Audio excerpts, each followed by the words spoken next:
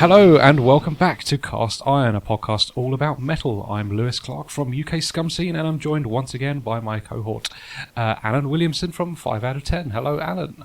Hello, am I still from 5 out of 10? We've done our last issue, I guess I'm from 5 out of 10 until I am from something else. Yeah, no, that's fair.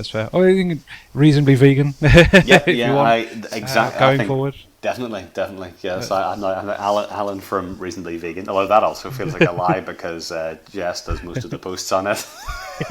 I spend my time sampling the recipes, but I do intend to write some blogs for it soon, and intention gets you 90% of the way there. Cool stuff. So this is the second of a double episode recording session that we've been doing, and they're kind of loosely themed around the fact that Alan got me these records for Christmas. That's about as good as it gets around here for things. Yeah. But they are also somewhat similarly themed in genre as well. So in the previous episode, we took a look at In Flames' The Jester Ace, a melodic death metal classic. And in this episode, we're going to be looking at a modern melodeath classic. Well, hopefully you feel the same way. And we're looking at Be'lakor's Vessels.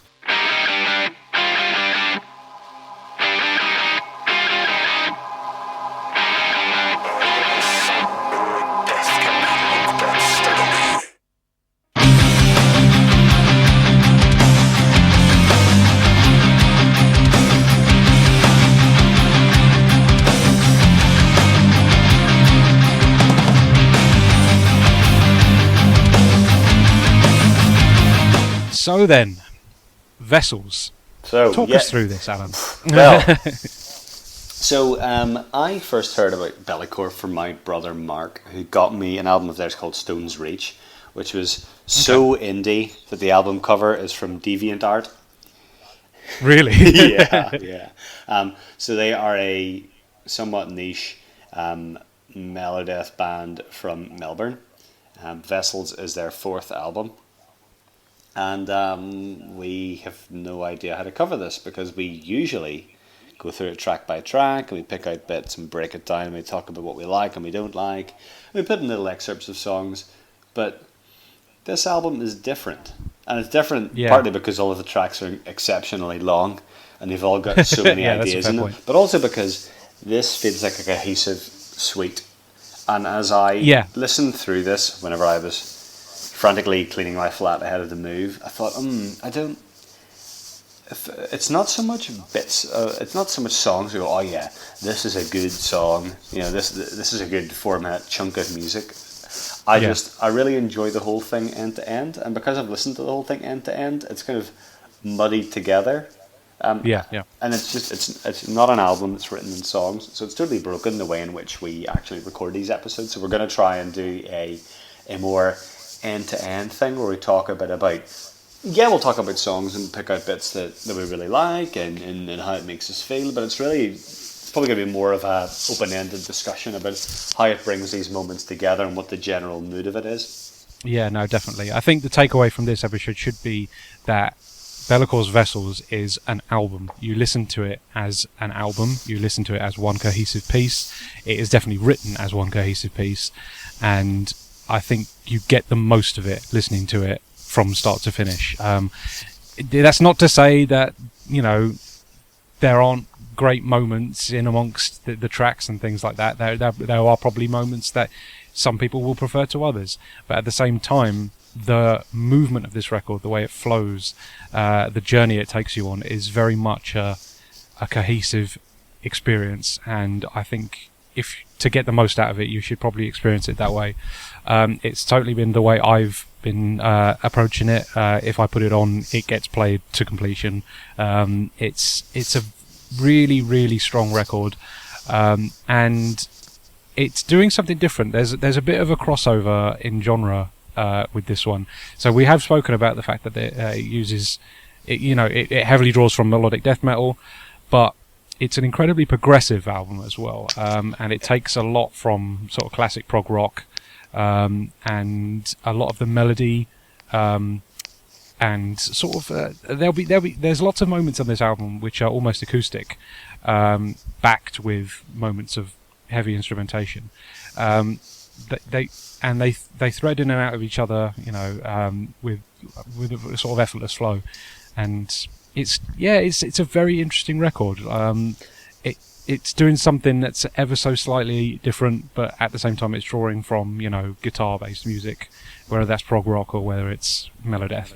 So yeah. Pretty much any album that I like in the past couple of years is going to be a little bit proggy. Yeah, because I like that kind of stuff. I like the cheesiness and things, but I like songs and albums that have depth and reward repeated listenings. Mm-hmm. Not to say I didn't enjoy more traditional song structures, but I feel like these days it seems like you either have something that's incredibly proggy and dense and genty, or you can have something that's monotonous and tedious. And since we have lost the middle ground, I am moving more towards proggy stuff.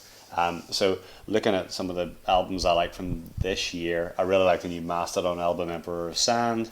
I really like the new Soen album, Likaya, which is really good, sort of Swedish rock supergroup. Yep. Tool-esque metal.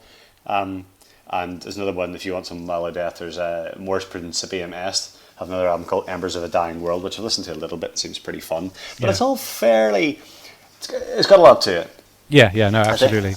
I think that's the way it's going, and that's okay. But unless you're like something like Anthrax's For All Kings or Amon Amarth's Jomsviking, there's not a lot of traditional. Here is a really good set of tunes. Yeah, no, understandably. It's interesting that you mention what you've been listening to, actually, because on the polar end of the spectrum, I have been listening to all the daft, really like meat-headed metal that I can probably muster. I've been listening to Primo Victoria by Sabaton, which is the daftest power metal. It's all about like World War II. And I've been listening to Hatebreed, which is just the meatheadiest metalcore you could probably get. Who's in Hatebreed again? Jamie Jaster is the main lead vocalist. He's also in he's in a band with a guy from Crowbar. I'm trying to remember the name of them now, and I can't remember off the top of my head. That's annoying me. I'll have to look it up. And the fact that they're called Hatebreed. They're just one of those bands that I feel like I should have explored a little bit more. And recently, I was like, right, let's jump on the bandwagon and find out what makes these guys tick. And I do like my hardcore punk, and there's obviously quite a hard element to that. But like I say, it's very straightforward. So in comparison, this is a light years away from what we're dealing with Be'lakor. I think it's really interesting that Australia is not really known for its metal.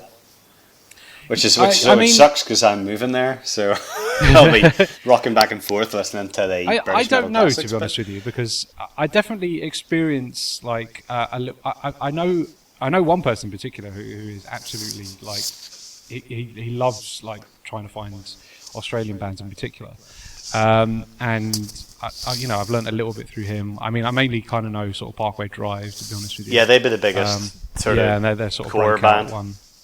I'm trying to remember. There was a metalcore band over here called Exit 10, which I was really into for a while, and their lead vocalist joined an Australian rock band, and I'm trying to remember the name of them now, and that's going to really annoy me. AC/DC. They were more of a sort of, I don't know, emo sort of group, but so don't get me wrong, they've got a good rock history. I just feel like in terms of the forefront of metal, Australia wouldn't be up there with some of the like. Dead Letter Circus as well. Dead Letter Circus, they're Australian, aren't they? I don't know. I've heard of them, but I couldn't name an album. Okay, yeah, they're another sort of progressive rock group. But probably my two favourite bands of the past few years are both Australian. That's why it's weird. So one of them is Be'lakor, and the other one is a band called Ne Obliviscaris, which is yes, it's far off the deep end. It's like progressive black metal. We'll have to really make you suffer. That can be a Christmas present for this year. Well, I mean, you speak about black metal, but there's definitely elements of that on Vessels in particular. They really like the blast beats. They on occasion they sort of flourish the music with them. They don't overdo it with which black metal is a little bit. It can overdo it quite a lot actually. But when they're used on Vessels, they sort of punctuate sort of riffs and a certain flourish. passages. Flourish is a good word. It's used Yeah. to really to scale dramatic heights rather than Yeah. this is how we play the drums in this band, and No, that's what I absolutely. find really draining about black metal. And if you do, if you're not a blast beat fanatic, you'd like Neo as well because they do have it. But again, it's like punctuation. It's the exclamation mark at the end of the phrase. It's not every single breath in the song. No, absolutely, and Be'lakor really understand that. Their heaviness is almost used sparingly on this record. I mean, not to say that it isn't a heavy album; it is definitely a metal album. But at the same time, there's so much focus on melody and flow and just like it's a strange, it's a very different take on songwriting than what we dealt with In Flames, in that they were writing songs, they have verses and choruses and middle eights and bridges, and it's very sort of atypical song structure. I think with this album, Be'lakor does you'd be not have lucky to that. hear the same riff twice for Absolutely, for a while. yeah. I don't think riffs come back ever at any point on this record. Once you've experienced them for however long the passage lasts for, that's your lot. Maybe there's some bits we can dip into rather than just randomly talking about it and then just go, right, well, that's our 15 minutes, see you later. So, no, so absolutely. So if we talk about Luma, the album opener, Yep. and I think this album is great from the first chord.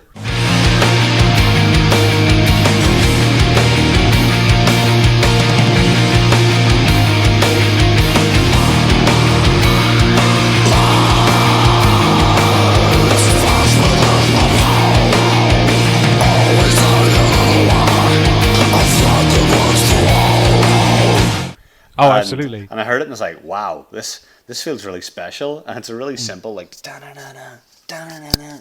But it just kind of kicks in. And then you've got, then it rips in, and then you've got a guy doing death growls, you've got a guitar solo. It's like, 2 minutes. Two minutes, and it does so much more than albums I have listened to. I just find that a bit astonishing. It's interesting, isn't it? It's a real slight song, but at the same time, there's a lot going on. And it's interesting that we did the Jester Race prior, because I feel like this is one of the most overtly folk metal-y moments on the record. I was definitely hearing that In Flames sound on Luma, which was nice. And again, I love the lead melody at the end of the track is really strong, really good little bit. That leads into An Ember's Arc, which I think we're both in agreement is probably the song. I say the song, the part of the album that you remember. Single. Yeah. But it starts these lovely acoustic guitars, and you've got that steady beat of bass coming in. Yeah.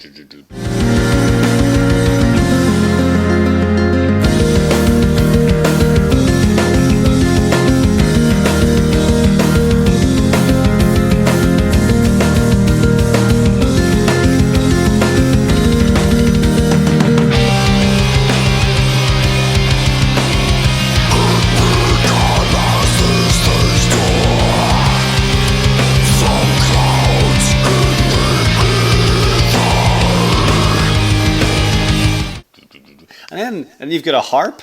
You've got a harp playing the melody. Why not? Because let's get a harp in here. And then it goes to the main riff. And then about a minute and a half, you just get the solo kicking in. Because why not? We may as well pack this thing to the gills. Absolutely. So it's interesting we were saying you don't hear the same riffs coming up again and again. But this one does have the and it does That's go a fair on point, with different actually, instruments, and it goes and goes and goes. And even if that riff is not there, you feel its presence, you feel it in the rhythm. It's got this it's got the constant kind of, you're riding a camel across a desert, as I probably described it in the Iron Maiden episode way back years ago. But it's got a really good drive to it. Oh, absolutely. I think that's probably the thing that links what these songs are together, is not the riff, but it's more the pace of it. Yeah, there's an awful lot of forward momentum in this album. In particular, like An Ember's Arc is an 8.5 minute song, and it does not feel like it at all. There's so much going on in this one track that it completely justifies its length. It does. It's effortless to listen to. It doesn't feel like a trudge at any given point. I mean, there's a blast beat moment in this song in particular, which was just like, whoa, okay, we mean business. It's a really natural, moving song, and you find that throughout the album. To be honest with you, even if we continue with Withering Strands.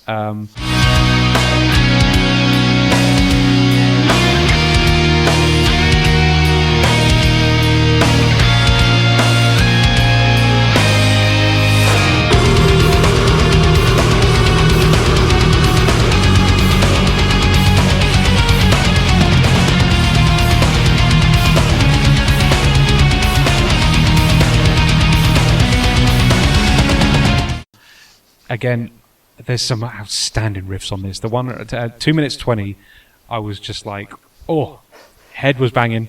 So the way I described this to you is, I think whenever I first started listening to it, is that I found this album and it's Sega metal, and and I not that won't mean anything to most people except us. But have you heard the Super Hang On Arrange album? Yes. Okay, good. Still cool in my book. There is a sort of rearranged version of Outright a Crisis. With the lovely sort of it's good at crazy solos. Yes, that's good. And yeah, you should cut it in a bit to this and then kind of warp it into Bellacore to see if I'm nuts. But the solo in that, and the way that those melodies are written, and I think why I think it's a similar style of music is because whenever you were on if you had a Zilog Z80 for your music processor, you're writing songs for the Mega Drive, you had to have coherent tunes for chip tunes. You couldn't get away with not having a simple hummable earworm of a melody. And the main riff from Withering Strands reminds me a lot of that kind of. I can imagine it being a main tune to a Sega racing game, and I was like, "Wow, it's the best album ever." Have I justified that well enough? I think so. It's interesting. I mean, I'll see if I can, compare that so that people can hear what we're on about audibly. But it's. I suppose it comes from that era, really. Like a lot of that sort of like the people working on that sort of like early '90s video games and things all come from that sort of like prog rock era, I guess. And this definitely draws from that quite heavily. But yeah, Withering Strands, man, what an awesome song. Loads of double bass drumming on this track in particular. You don't. Again, like the blast beats, you don't hear it an awful lot. There's not like overtly, here is a metal bit of the song, like it's very sort of, the music does what it needs to do to be executed in the way that the band see it. It's a strange thing to describe, but I think it's all very necessary, It's a really heavy album, and I don't think I would say to somebody, if you've never liked metal before, you should listen to this, because I think I don't think you should, because there's stuff like, I think the vocals in this, like, I really like the vocals in the album, but they've got a certain gruff kind of sound to them, and I'm perfectly happy with it. I think it works really well because it's more for atmosphere. It's not melody. This is where people get metal wrong. They don't understand that the melody's not in the vocals. It doesn't matter. The vocals are a backup instrument. They're part of the rhythm section in this. Oh, absolutely, yeah. And I'm glad you brought up atmosphere, actually, because we start to see how well Bellacore used that on this track in particular, because around 7 minutes 30 we get a sort of a breakdown with piano that leads the melody from there on, and the music starts to get very creepy and foreboding, and it's very interesting. Like, can we just say around 7 minutes 30? I know, mad, isn't it? Not. Oh, that's another song. But what I like is you've got the creepy. You've got the creepy drums that builds up with the piano, but then you've got another, like, you've got the absolute shredder of the riff that comes in the end. Yeah. Oh, it's really punky, actually. I really like that choppy staccato. Yeah. Oh, it's great. Oh yeah, it's really good. And at that point as well, like I think this is the first time piano sort of like becomes very prevalent in the music, and it becomes interwoven from here on, actually. So with Roots to Sever, the piano is... It opens with a piano, Roots to Sever. Yeah, and it's interwoven with the riff itself, like from the get-go.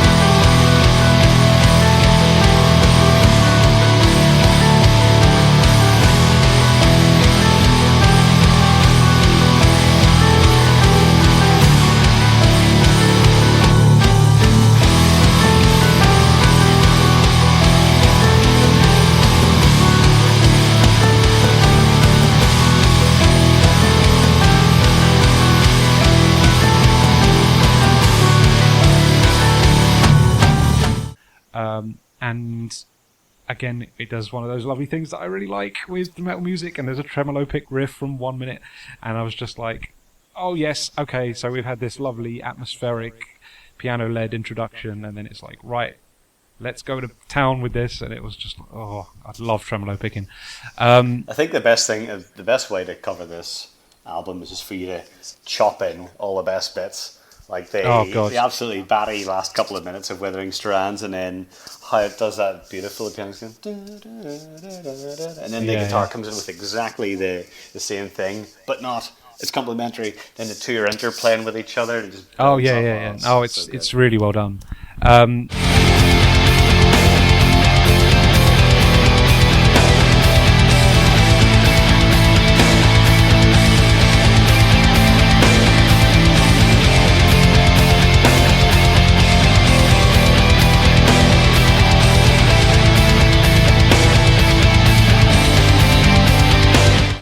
Yeah, there's Roots to Sever as well. I think has one of the more. I mean, every song's got a pretty interesting structure to it, but like I like the way this one moves because from 5 minutes 30, it goes really ambient. It's very sort of gentle almost, and then there's a big uplifting change of tone for like the outro of this track. Because it kind of reintroduces some of the main ideas, but not. Again, it's about taking the theme of what happened earlier in the song and bringing that back, not bringing the melody back. So if you had something like taking us all the way back to our first episode, we had Iron Maiden's Power Slave. We did Rhyme of the Ancient Mariner, and it has. Here's a song. It's a song. Oh, it's a song. Then it cuts out, and you get a long. That was the worst cover of that song ever. Very sorry. You can fix it in post. And then we had the really long bit where it drops out. You just get the atmosphere. Yeah. But then it kicks back in again with the main riff. Yeah. And these songs do not do that. It kicks back with a similar idea, but it's not the same riff. Yep. And that's cool. No, that's a very good point. That's really good because they haven't just been going, here's a really good riff, we're going to drum it into your head for 15 minutes. What they have done is going, here's an interesting idea. How can we build on that, and then how can we bring it back again? And you're not hearing just a riff and a drum track and a bass line. You're hearing it's a musical canvas that you appreciate, and it comes back again. And these songs are more exploring ideas. I think that's probably the best way. That's why we're finding it hard to just go, this song is a good song because riff X. Which is going to make it lovely and easy to pick our favourite songs at the end of this episode. I think we've got that sorted already. There's still a standout chunk of the album. No, that's fair. But what's interesting is that, like, I've listened to this a lot. This is my favourite album of last year. It's it's never been off my phone. And then whenever I go into later tracks, like there's a Grasping Light and Smoke of Many Fires, and I go, these probably weren't as good as the other ones because I don't remember them as much. And then I listen to them and I go, oh, holy shit, that one was really good too. Yeah. No, you honestly, you do. It does all sink in. It's just, I think it, like, albums in general suffer from like front being front loaded, and the way most people listen to music is they don't really have enough time to sit and listen to a whole album front to back. So you kind of become more. You bond more with the first half of a record. I feel like it's generally what you hear more. Whereas I still, like, when I get to the second half of Vessels, there are riffs and melodies and lots of passages of music that I still remember. I just need to be reminded almost. It's like you get to you need to be reminded that you remember. Yeah. I mean, Whelm has so much going on.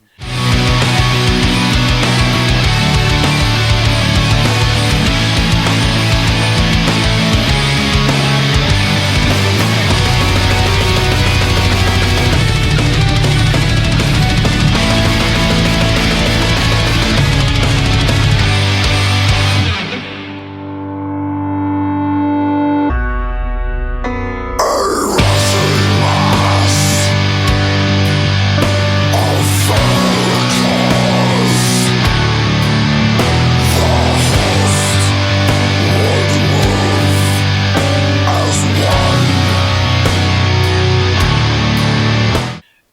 kicks off with a really massive riff.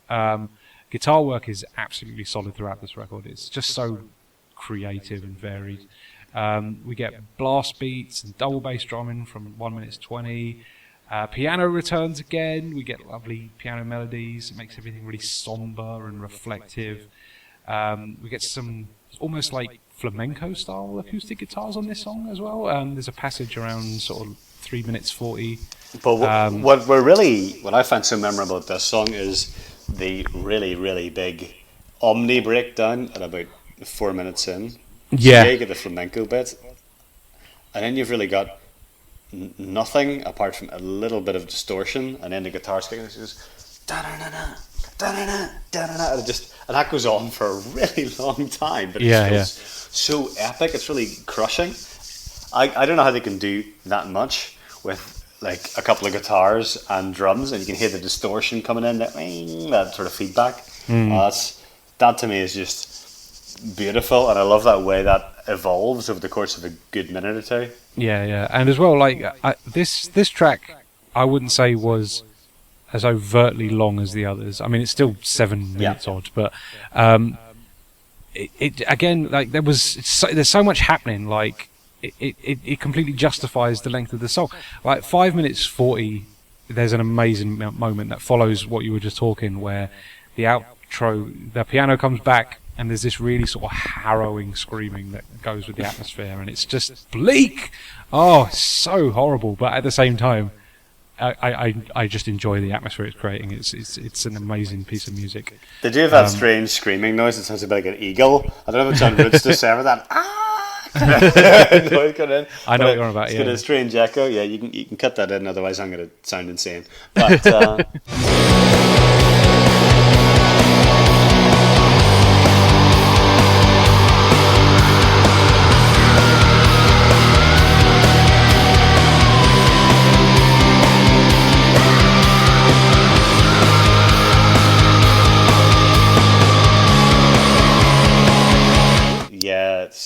oh wow, this album's so good. I just want to. Can we just end the podcast now so I can go listen to it again? I wish. All right, fine. Yeah. Well, it's been lovely having you. We'll be back in half an hour. Just hold on. It's interesting that whenever we've got an album that is really, really worth us shouting about it from the rooftops, that our format has ruined the ability to talk about. Maybe these things are to start to talk about. Like, music journalism. I nearly said games journalism, but that's true too. Music journalism is just so wanky sometimes. Well, it's one of those things, especially with, like genres have become so like interwoven now that it can be really difficult to say, if you like this, then you'll like this, because it's not as clear cut.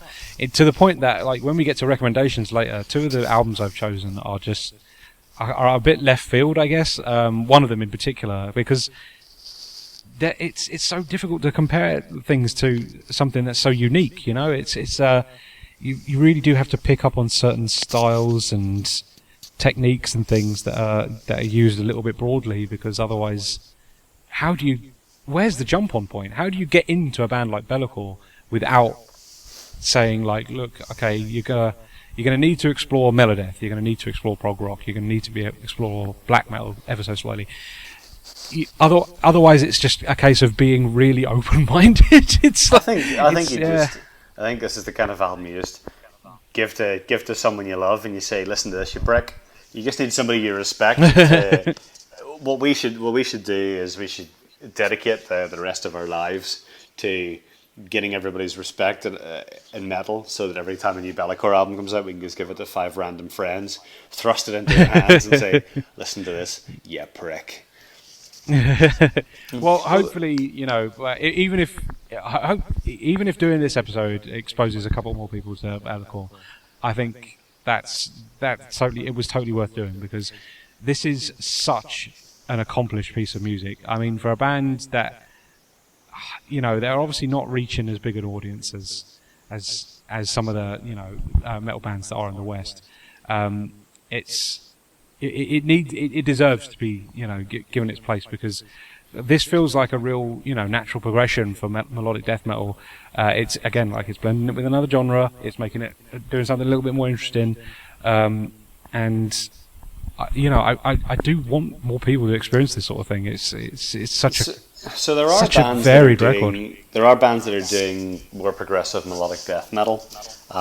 So Wolfheart is one person. He had an album out called I think it was last year called Shadow World, which is really good, but it's definitely up at the heavy end of the scale. It's not quite as melodic as this. So there are bands that are trying to do things with melodic death metal, because what we know as melodeath has changed, because bands like In Flames no longer want to play that kind of music.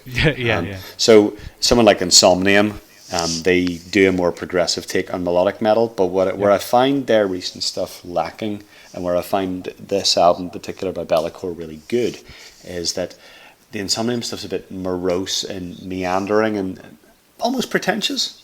It's a bit pondering, and it's too long for what it is. It feels a bit leaden, and you need someone to give them the boot up the ass and really get the metal into it again. Like Insomnium have released some banging tracks, just none of them are on Winter's Gate, which is a one song album. It's like one song in many movements. I gave that album the running acid test when we were out in Australia, and I lasted a few tracks and went back to Vessels because I knew it was good, and I knew it could get up the horrific hills of Jess's family's house. You listen to some Be'lakor goodness, but it's not difficult to take melodeath songs and make them longer and make them slower. Yeah, that's a fair point actually. Yeah. It is difficult to make an 8-minute long progressive melodic death metal track that keeps you listening the whole way through. In fact, it's pretty much unheard of. That is hard.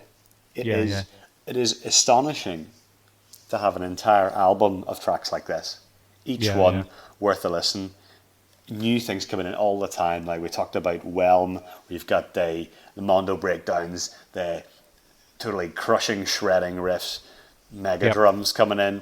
When you come to Grasping Light, they revisit that same idea of an Ember's Arc. Again, the idea, not quite the riff.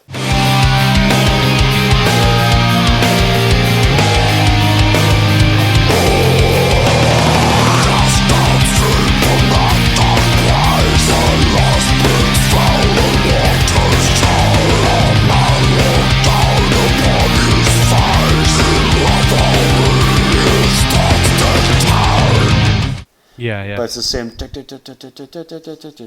that same staccato riffing comes back. There's a real marching quality to that now. song in particular. Yeah, absolutely. Grasping Light as well, I swear it was probably the closest thing to have like a sort of down tempo song. It's not slow, I'd say it was mid-paced, but it's slower in comparison to the rest of the album, I think, and it's got a stompy quality to it that's really sort of unique on that one. Again, like that's 7 tracks into the album and is still bringing interesting ideas into it. And each of these tracks are up to 10 minutes. Withering Strands is 11 minutes long nearly. So. Yeah, absolutely mad. So do you enjoy Smoke of Many Fires? Because I think it's got a really interesting Middle Eastern kind of quality to it at the beginning.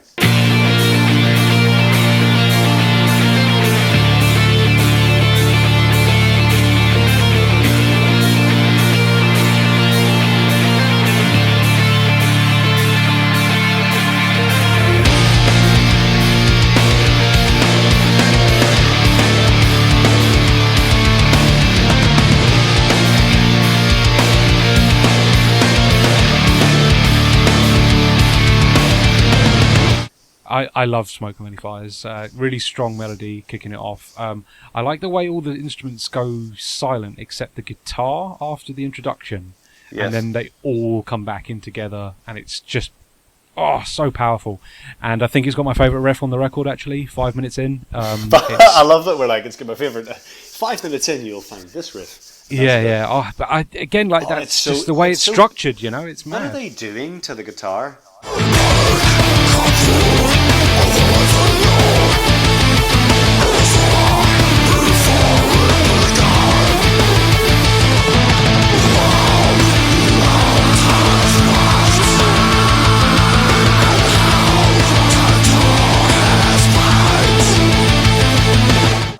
5 minutes in. it's weird, isn't it? It's kind of muted.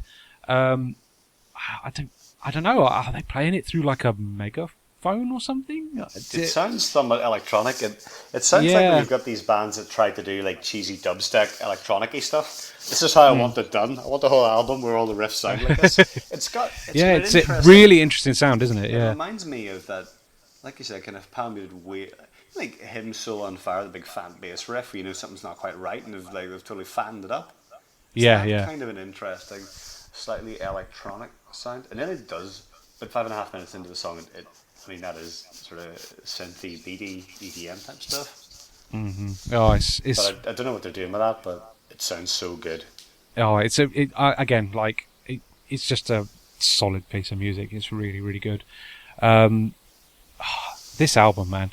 Is another 9 minutes into the Smoke of Many Fires. It's like, I should probably just fade this out. People are going to die. Like people can't handle what's coming next. Yeah, this album in particular is like one of these things where it's like, God damn it! Like I wanted this podcast to be sort of like conflict. you bring records like this to the table, and it's just like I can't. Right, that's fine. I'll do some shit albums for Christmas next year. That's no skin off my nose. No. I mean, like obviously, solid songwriting is transcendent, regardless of personal taste and things like that. Sometimes you just connect with something on a similar level to someone else, and I mean, that's just music, isn't it?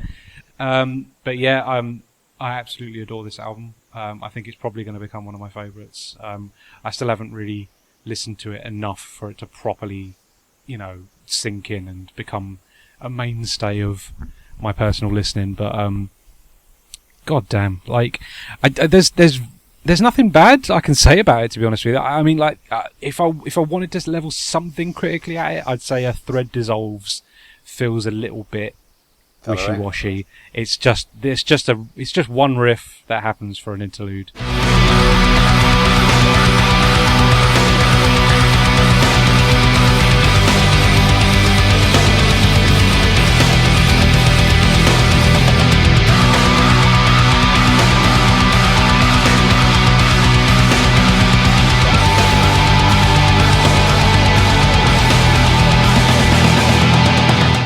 That sort of joins Whelm and Grasping Light together.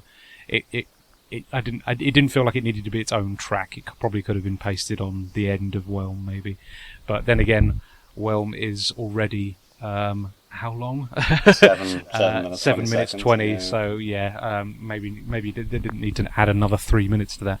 But yeah, what a record! So what are your final thoughts on this? I think, if you like heavy music and you're not adverse to something that's a little bit out there, a little bit progressive, a little bit experimental in its song structure, you absolutely need to listen to Vessels. It's an outstanding record, one of the most interesting heavy albums I've listened to of recent memory.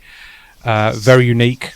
There's not too. I mean, you can sort of draw a line to where like certain influences come from, but at the same time, when it all comes together, it is definitely Be'lakor and Be'lakor alone, which is going to make my recommendations an absolute bastard. I think this is the best metal album I've heard in years, and what I mean by best, I mean that I find it really exciting, and I find it hopeful listening to this. Absolutely. Now these guys do have some good music behind them. And they're like not universally, but one of my recommendations is another Be'lakor album. But this makes me think, wow, if there's an album as good as this every couple of years, then there's still hope for humanity.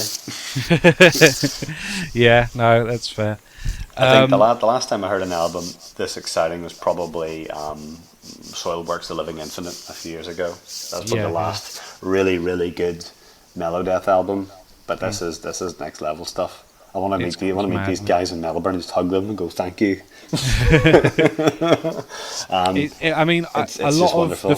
A lot of the feeling I get from this album in particular reminds me of not so much in that it's a similar record, but like the the personal connection to it and like the emotion it sort of gives me is very similar to Ouroboros by Dir and Grey, which we've spoken to previously. Yep. It's got that same progressive metal quality to it. It's an album. It is very much a cohesive piece of song writing that's, you know, starts at one point and ends at the last track. You know, it's not songs. It's an album. And again, I get a very similar sort of emotional connection to it. It's telling me a story almost. You know, it's taking me on a journey, which is very much the case with Vessels. Yeah, what an album, man! What an album. So tough, thank tough you. act to top next Christmas. Yeah, God. Just bring it back a boomerang or something.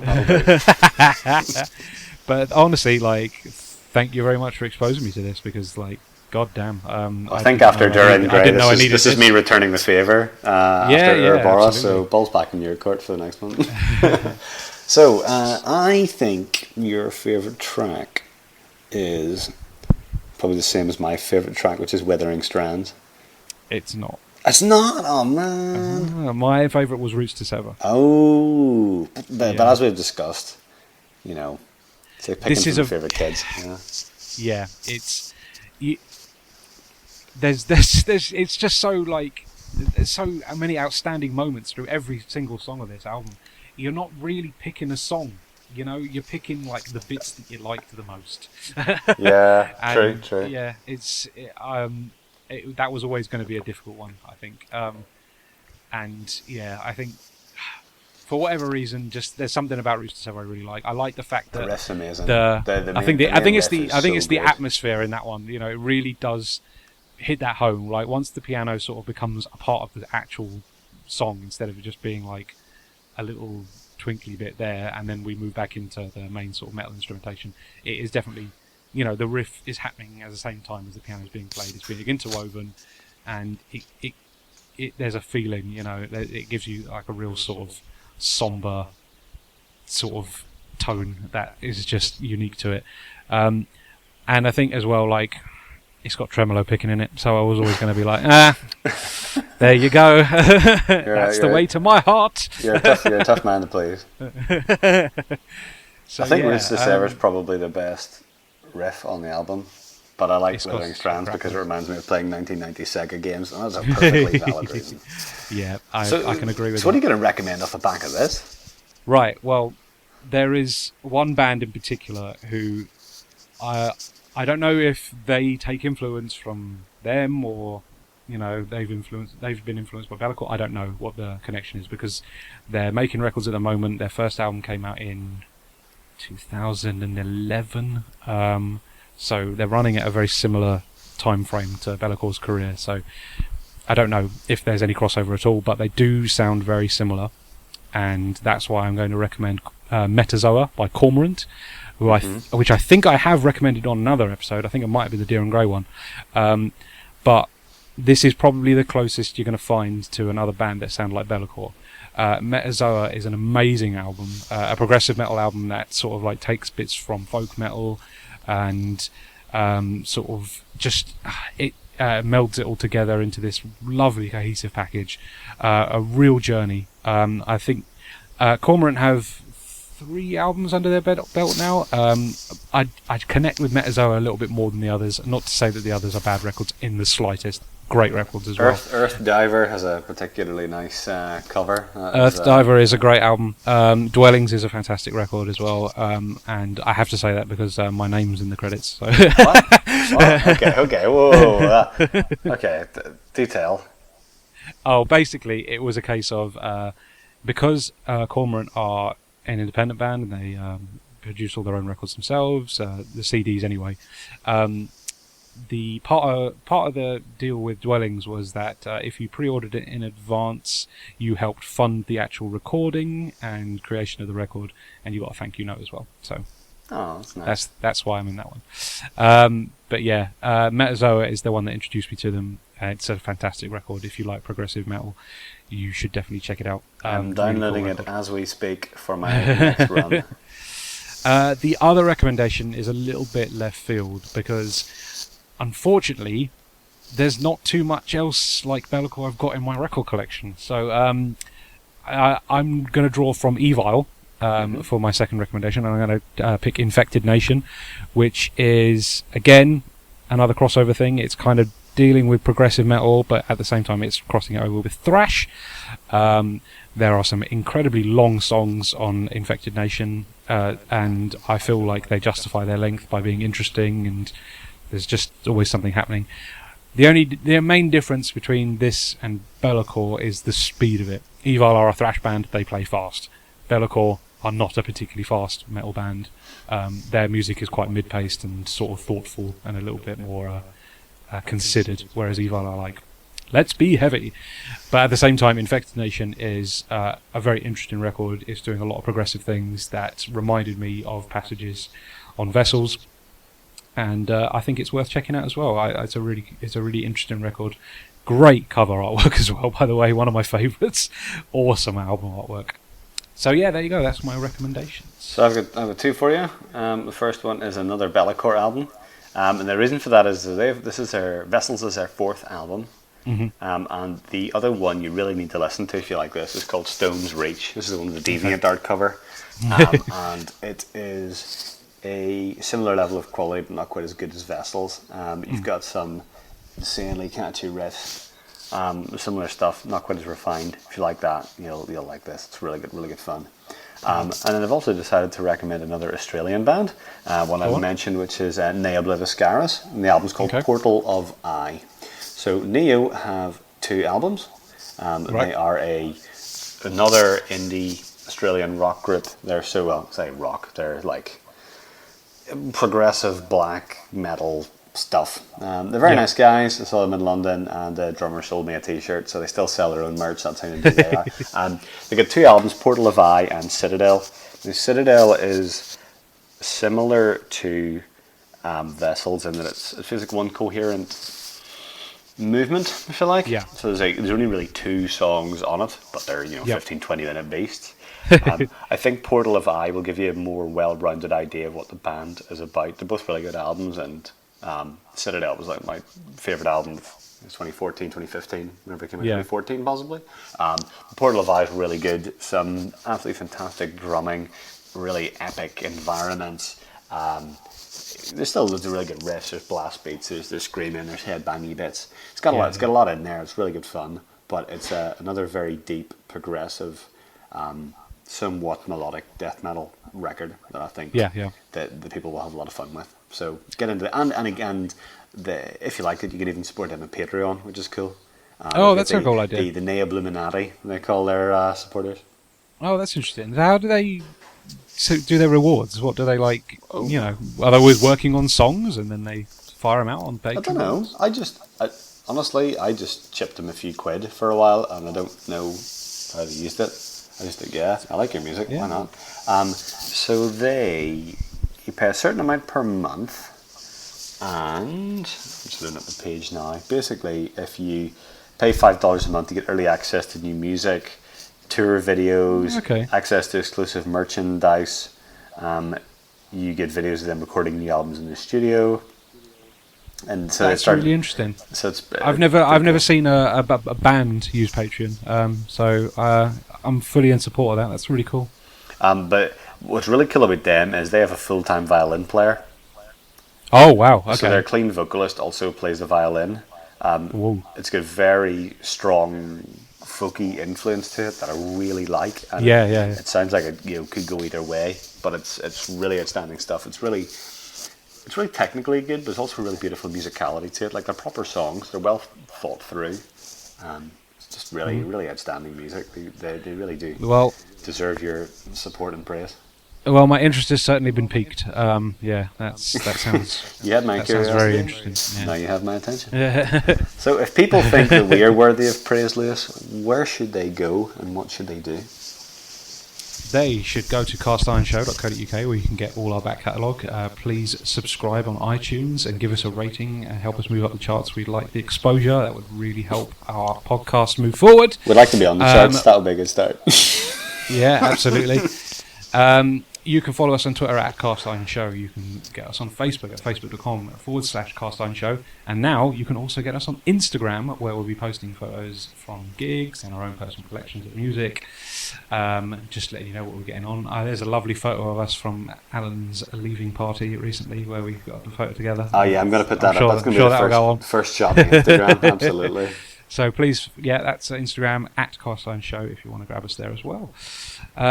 Thank you very much for listening once again. This has been a very different episode for us. I hope we gave this album the praise it deserves, and it came across we did it justice, hopefully, because I do feel like this is probably one of the best records we've featured on the podcast, and probably needs to be recognised for that. So, and nobody's heard of it. It's a really small niche thing. I wouldn't have known about it had my brother not. I need to find out how you found out about it. But either way, they're a killer indie band. They're small. It would be awesome if something like this podcast helped them develop a bigger following. Because absolutely, based on everything I've listened to, by them, they really deserve it. So absolutely, do support them if you can. And do support us, because we want to continue to do this. Obviously, this will be the last podcast of our time together in the UK. Alan is going to be moving to Australia and making our recording schedule a little bit mad. Christ, yeah, do support us. I'm unemployed. I'm just set up a Patreon or something. But like I say, we're going to hopefully try and record things in bulk now and get things lined up for future release schedule. So we're not going anywhere anytime soon. Obviously, I want to wish Alan all the best in his move overseas, because he's a great friend and I've really enjoyed doing this with him. So all the best, buddy. Well, thank you. I mean, the intention is very much to keep us up on a regular basis. So that's what we hope to do. We're just gonna record them in bulk rather than doing one at a time and then disappearing for weeks while life gets in the way. So it would be nice if we could have seasons almost, because this feels like a nice season closer, doesn't it? Well, maybe, yeah. But we need to introduce like new characters and twists in season 2. We've got to change the venue. I guess that's it. Yeah, well, you're going to evolve into Australian, Alan. So Australia, yeah. I think my accent's not going to last long. It's practically English by now. Well, there you go. Thank you very much for joining us on this journey through Bellacor's Vessels. It's been a pleasure as always. Hopefully, we'll see you next time for something else we haven't decided. We'll be back. We'll be back. Yeah, Cast Iron will return. It's like the end of James Bond. All right, buddy. Well, everybody have a nice evening. Take care. Bye.